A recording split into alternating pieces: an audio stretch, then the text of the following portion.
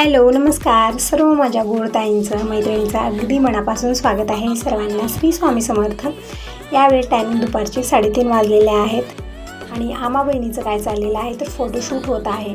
जसं तुम्ही अगोदरच्या व्हिडिओमध्ये बघितलेलं आहे, अगोदरचा व्हिडिओ इथं स्टॉप झालेला आहे आणि हा व्हिडिओ इथूनच कंटिन्यू केलेला आहे।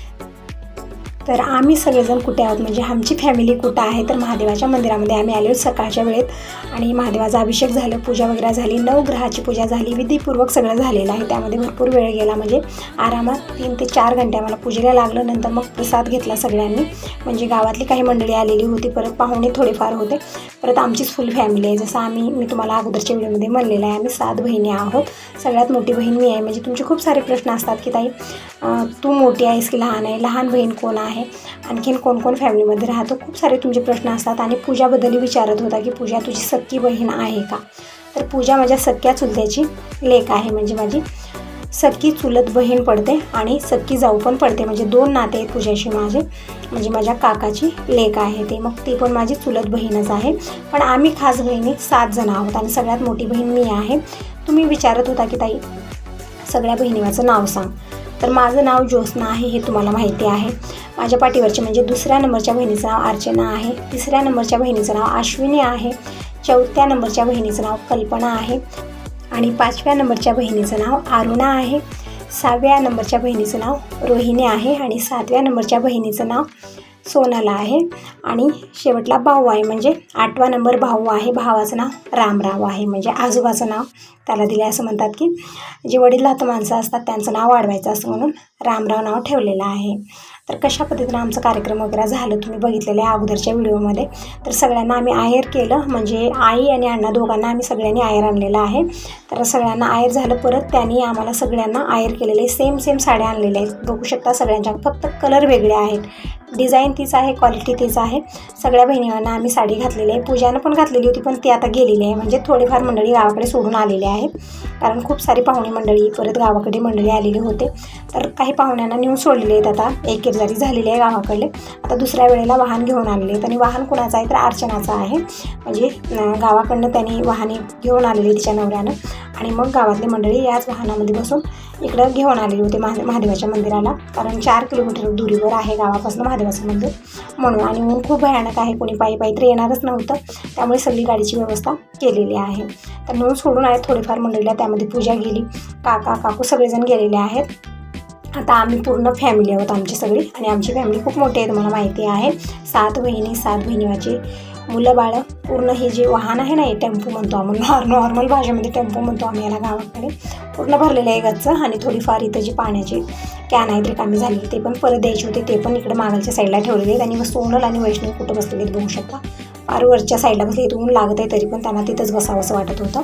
तर सगळ्यांशी बोलत कसा वेळ गेला, आजचा दिवस कसा गेला मला अजिबात कळलेलं नाही आहे। आणि इथूनच कमलनगरला जायचा विचार होता माझा, कारण आता दिनेशचे पप्पा पण नाही आहेत घरी आणि दीपक तर गेलेला आहे ट्रेनिंगवरती, बाबा गेले ताईकडे, तर कोणीच नाही आहे आणि घरामध्ये आहे शेरू, त्यामुळे माझं जायचा विचार होता, पण एस टी नाही आली वेळेत आणि बाबा जाऊही देत नव्हते, म्हणजे माझ्या अण्णा जाऊही देत नव्हते।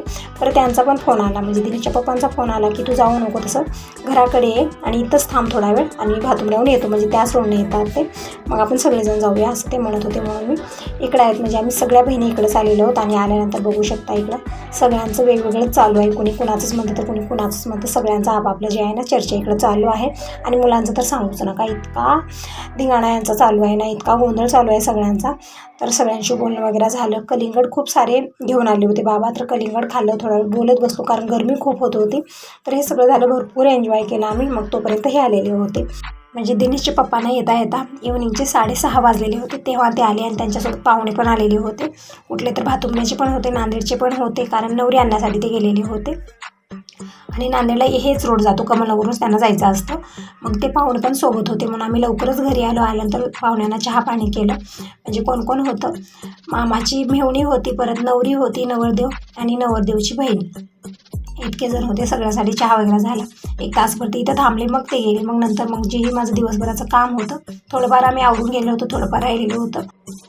म्हणजे किचनमध्ये पसारा तसा झालेला होता. परत धुवलेले कपडे सगळे फोल्ड करून ठेवायचे होते. ही सगळी कामं आवरली. रात्रीचा स्वयंपाक झाला. म्हणजे जेवण खाणं कोणी केलेलं नाही, कारण यांच्या मित्राच्या घरी कार्यक्रम होता. तिथून आल्यानंतर मला घरी सोडले, पाहुणे वगैरे गेल्यानंतर परत मित्राच्या घरी जेवण करायला गेलेले होते. म्हणजे जास्त मी रात्री काही स्वयंपाक बनवला नाही. तर हा दुसरा दिवस आहे. आजचा वार मंगळवार आहे. तारीख आहे 30 एप्रिल आणि 1 तारखेला मामाच्या मुलाचं लग्न आहे नांदेडला. तर आम्हाला तिकडं जायचं आहे. ते म्हणत होते 2 दिवस अगोदर या, 4 दिवस अगोदर या, सगळं आवरायचं असतं असं त्यांचं म्हणणं होतं. पण होत नव्हतं, कारण आता माहेरी पण कार्यक्रम होतं. परत भातुंबऱ्याला नवरी वगैरे आणण्याचा कार्यक्रम झालं. हे सगळं झालं आणि आज दिनेशचा एक्झाम आहे, म्हणजे पेपर आहे सिटीचा. तर दिनेश एक्झाम द्यायला गेलेला होता. आलेला आहे दुपारच्या वेळेत. मग दिनेश आल्यानंतर आम्ही सगळेजण जाणार आहोत. आणि इथं कोण कोण पाहुणे आलेले आहेत तर पूजा, यशवंत हे 2 जण आलेले आहेत. परत ताई म्हणजे ननंदबाई आणि भाऊ 2 जण आलेले आहेत. बाबा पण ताईकडेच होते, त्यांना पण घेऊन आलेले आहेत. तर पूर्ण फॅमिली आमच्या इकडे जमा झालेली आहे. कशासाठी तर नांदेडला जाण्यासाठी. टायमिंग सांगेन तर इव्हनिंगचे 6 वाजलेले आहेत. आणि ताई आणि भाऊ दुपारीच आलेले आहेत. थोडा वेळ बसले, कारण गावाकडूनही यशवंत, पूजा, परत काकू पूजाची आई आणि आमच्या काकू म्हणजे 2-4 तिकडून आलेले आहेत. सगळी फॅमिली जमा झालेली आहे. तर सगळे एकत्रच निघू. परत त्यांनाही गॅरेजमध्ये कामं होते. आणि सगळ्यात मोठं काम कुठलं होतं तर नवरीसोबत जे सामान द्यायचं आहे, काय तर गादी, पलंग, अलमारी, खूप साऱ्या वस्तू इथंच घेतल्या आहेत कमलनगरमध्ये. नांदेडला बघण्यासाठी गेलेले होते, पण रेटमध्ये खूप फरक होता. ज्या वस्तू तिथं महाग भेटत होत्या त्या इथं थोड्याफार कमीमध्ये भेटलेल्या आहेत. क्वालिटी तीच आहे, पण आता काय कारण आहे काय माहिती, म्हणून इथं घेतलेले कमलनगरमध्ये पूर्ण सामान नवरीला देण्याचं. मग ते पण यांना पाठवायचं होतं अगोदर, तर त्यामुळे थोडासा लेट यांना झालेला होता. घरी येता येता पूर्ण अंधारच पडला, म्हणजे 6-6:30 वाजले. तर सगळ्यांना चहा वगैरे करून दिलेला आहे. चहा पिऊन आता आम्ही निघालेलो. बघू शकता पूर्णपणे अंधार आहे. आणि उदगीरला आम्ही आलेलो. ट्रॅफिक जाम आहे इथं अंधार असो किंवा दुपार असो, ट्रॅफिक जामच असतं. तर उदगीरमधलं ट्रॅफिकमधून आम्ही आलो. थोडंसं पुढं कुठं तर जाम असं या गावचं नाव आहे, म्हणजे सिटी आहे. तर इथं आम्ही थांबलो आहोत आईस्क्रीम खाण्यासाठी, कारण खूप गरमी, खूप दगदग होत आहे. तर म्हटलं थोडंसं गारगार आईस्क्रीम खावं, ज्यूस घ्यावं, काहीतरी घ्यावं म्हणून इथं आम्ही थांबलेलो आहोत.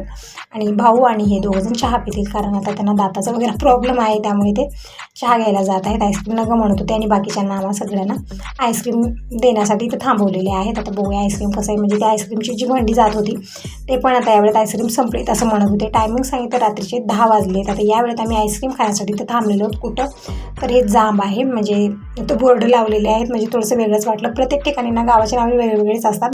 एक तर गावचं नाव असं असताना खूप हसू येतं मला. तर तसंच इकडं जांब आहे. आणि तर असं फायनली आम्हाला आईस्क्रीमचं दुकान भेटलेलं आहे. म्हणजे जी भंडीवाली भैया जात होते ना, ते म्हणत होते की त्यांची शॉप आहे, इथं या तुम्ही. तर इथं आलेलो आहोत. म्हणजे शोध म्हणजे काही दुकानं आता यावेळेत बंद झाले. टायमिंग खूप झालेलं आहे. 10-10:30 वाजले. आता यावेळेत आम्ही आईस्क्रीम खात बसलेलो आहोत इथं जाममध्ये. तर आईस्क्रीम घेतला अगोदर. नंतर हे म्हणत होते आईस्क्रीम काय घेतात, ज्यूस घ्या. तर ज्यूस घेतलेला आहे आम्ही. नंतर ज्यूस वगैरे पिला आम्ही. तर या सगळेजण ज्यूस एन्जॉय करायला. तर ज्यूस घेऊन आम्ही कुठंच आम्ही थांबलेलं नाही, डायरेक्ट येऊन नांदेडमध्येच थांबलेला आहे. आल्यानंतर जेवणा खाण्याची व्यवस्था होती, जेवण झालेलं आहे आमचं. आणि आता हळदीचा कार्यक्रम चालू आहे. तर टायमिंग खूप झालेली आहे. यावेळेत 12-12:30 वाजले असतील, तितकं मी पाहिलेलं नाही आहे. म्हणजे कसं आहे, पाहुण्यामध्ये अशा गोंधळामध्ये टाईमकडे आपलं लक्ष जात नाही, आणि वेळ कसा जातो ते पण कळत नाही. म्हणजे सकाळ आहे का रात्र आहे ते पण आपल्याला समजत नाही सगळ्याच्या याच्यामध्ये. तर बघू शकता, जे हळदीच्या कार्यक्रमाला स्टेज बनवली, छान सजवलेला आहे, छान डेकोरेट केलेला आहे. पूर्ण पिवळे आहेत सगळेजण. म्हणजे नवरदेव जे आहेत ना ते व्हाईट कलरमध्ये आहेत, आणि नवरी पूर्ण पिवळा गेटअप यायचा. आणि आम्ही पण पिवळी साडी घालून आलेलो आहोत, कारण हळदीचा कार्यक्रम आज होता. मग पूर्ण तयारीमध्येच आम्ही आलेलो होतो. आल्यानंतर चेंज वगैरे करणं, हे करणं मी काहीच केलेलं नाही. पण ताई आणि पूजा 2 जणांना साड्या इथं चेंज करायच्या होत्या, पण वेळ भेटला नाही आहे, कारण कार्यक्रम चालू झाला. आणि सगळ्याशी बोलणं वगैरे करण्यामध्ये कसा वेळ गेला अजिबात कळलेलं नाही आहे. असो, घरच्या साईडलाच हे सगळं डेकोरेट केलेलं आहे. हळदीचा कार्यक्रम इथंच होणार आहे. लग्न मात्र फंक्शन हॉलमध्ये, इथून थोडंसं दुरीवर आहे. आणि इकडे बघू शकता एकमेकांना हळद लावत आहेत. नवरा नवरीला लावलेली आहे. फोटोशूट होत आहे, व्हिडिओ बनवत आहेत, सगळं चालू आहे. आणि सगळे डॅन्स पण करत आहेत. आता कुठल्या गाण्यावर करत आहेत ते जर गाणं मी इथं टाकलं तर मला कॉपीराईट लागतो, म्हणून मी गाणं वगैरे यावेळेत इथं जे आहे ना म्यूट केलेलं आहे, कारण मला हा कॉपीराईट लागतो. त्यामुळे जर गाण्यावर जर मी असंच डान्स दाखवला असतो तुम्हाला, तर खूप एन्जॉय झाला असता. खूप छान वाटत होतं त्या गाण्यावरती हे डान्स बघण्यासाठी. पण काय करावं, एक मजबुरी असते आपली पण. तर बघू शकता इकडे सगळेजण डान्स करत आहेत, पण मला डान्स येत नाही. सगळेजण म्हणत आहेत या डान्स करूया, पण नाही जमत मला अजिबात. कधीच मी डान्स केलेला नाही आणि मला येत पण नाही आहे. तर इकडे बघू शकता सगळेजण छान नाचत आहेत. नवरा नवरी पण डान्स करत आहेत. सगळ्यांना हळद वगैरे लागलेली आहे. आणि सगळेजण एकमेकांना हळद लावत आहेत. पूर्ण हळदीनं सगळ्याची आंघोळ झालेली आहे यावेळीमध्ये.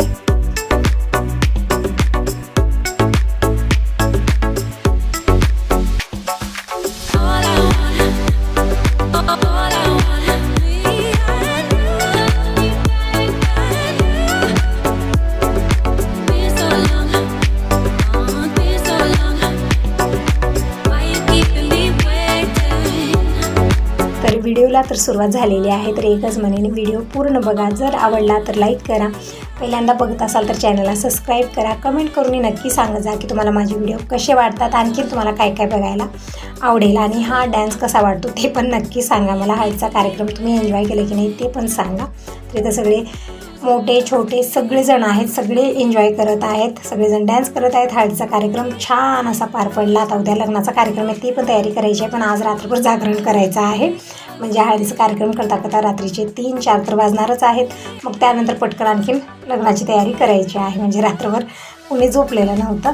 तर बघू शकता इथं सगळेजण डान्स करण्यामध्ये आहेत, सगळेजण एन्जॉय करत आहेत. खूप छान वाटत आहे. दररोज आपण घरात माझं तर सांगूच नका, दिवसभर त्या घरामध्ये आणि त्या किचनमध्येच माझ्या जरा होत असतात. पण कधीतरी बाहेर आले अशा पद्धतीने मला खूप छान वाटतं. म्हणजे आपल्याला कुण्यातरी निमित्तानं, लग्नाच्या निमित्तानं, कुठल्याही कार्यक्रमाच्या निमित्तानं आपण जर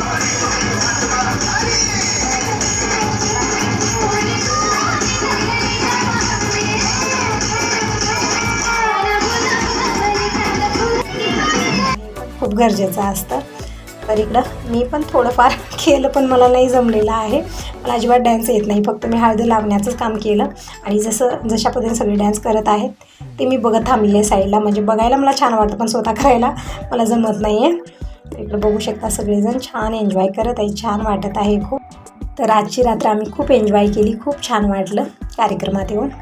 इकडे नवरा नवरी पण एन्जॉय करत आहे, डान्स करत आहेत. परत बाकीचे लहान मोठे सगळेजण इकडं डान्स करत आहेत, छान वाटत आहे. तर हळद सगळ्यांनी लावून घेऊन संपवलेली होती. तर मामी परत हळद घेऊन आलेल्या आहेत आणि सगळ्यांनी पूर्ण हळदीनं आंघोळ केलेली आहे. इकडं मामी आहे त्या, म्हणजे नवरदेवाची आई, त्यांनी आणखीन हळद घेऊन आली आणि सगळेजण लावलेत. आणि बाकीची तयारी आणखीन खूप केलेली आहे. म्हणजे इकडे डीजी पण चालू आहे आणि तिकडच्या साईडला, बाहेरच्या साईडला, म्हणजे आता जी वरती इथं हे स्टेज बनवलेलं आहे तिथं काही ते केलेलं, म्हणजे फटाके आहेत. परत आता काय काय म्हणतात त्याला तितकं माहिती नाही, ती सगळी तयारी केलेली आहे. ती थोडंसं साईडला करणार आहेत. म्हणजे कलरफुल जे आहेत ना फटाके, ते थोडंसं वेगळ्याच प्रकारचे आहेत, ते पण यांना लावायचे आहेत. तर थोडंफार डान्स झालं यांचं. परत इकडं ती तयारी केलेली आहे, ते पण एन्जॉय करायचं आहे. इकडं चालू आहे. दिनेशला पण डान्स करता येत नाही. म्हणजे कसं आहे, आता दिनेश कॉलेज घर इतकंच केलेलं आहे. कुठं कार्यक्रमात जाऊन माहिती नाही किंवा काही करून माहिती नाही, पण येणं जाणं आणि सगळं करणं, एन्जॉय करणं हे गरजेचं आहे. हे सगळं कार्यक्रम भेटल्यानंतर माहिती होतं आपल्याला. म्हणून मी दिनेशला पण म्हणत आहे की थोडंफार यांच्यासोबत डान्स कर, पण नाही जमत, कधी केलंच नाही ते, कुठं नवीन येणार आहे त्याला. फक्त थांबून बघत आहे. परत हळद वगैरे इकडं मामीने लावलेली आहे त्याला. आणि सगळेजण ओढत होते की डान्स कर आमच्यासोबत, पण नाही जमत होतं त्याला. फक्त दूर थांबून बघायचं काम करत होतं आणि मला पण जमत नाही. परत पूजा, ताई, कोणी आम्हाला डान्स वगैरे नाही येत, फक्त बघण्याचं काम आम्ही करत आहोत. तर इकडच्या साईडला ही तयारी केलेली आहे. बघू शकता हे जे कलरफुल आहेत ना, फक्त दूर दूर निघत आहे. गुलाबी, नंतर हिरवा, निळा, अशा कलरचे जे आहेत ना ते आणलेले आहे. परत फटाके हे जे आहेत ना स्टारचे फटाके, ते नवरदेवाच्या हातात दिलेले आहेत, ते पण लावलेले आहेत. छान वाटत आहे सगळं बघून ना, खूप खूप छान वाटत आहे.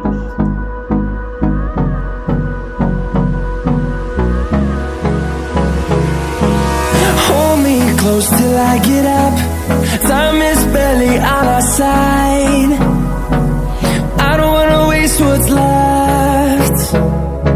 The storms we chase are leading us, and love is all we'll ever trust. Yeah, no, I don't wanna waste what's left. And on. हळदीचा कार्यक्रम खूप छान पार पडला. रात्रभर कोणी झोपलं नाही, सगळ्यांनी छान एन्जॉय केलं. कोणाला झोपी आली नाही, छान वाटत होतं सगळ्यांना. इकडं कलरफुल हे जे आहेत ना तेही लावलेलं होतं. आता त्याला काय म्हणतात तितकं माहिती नाही आहे. सगळ्यांनी खूप एन्जॉय केलं. परत लग्नाची तयारी करायची आहे, कशा पद्धतीनं लग्न झालं, कशा पद्धतीनं आम्ही काय काय तयारी केली, सगळं नेक्स्ट व्हिडिओमध्ये नक्की बघा. आणि हा व्हिडिओ आवडला तर लाईक करा, पहिल्यांदा बघत असाल तर चॅनलला पण सबस्क्राईब करा, कमेंट करून नक्की सांगा. बाय बाय, टेक केअर सर्वांना. श्री स्वामी समर्थ. Good night.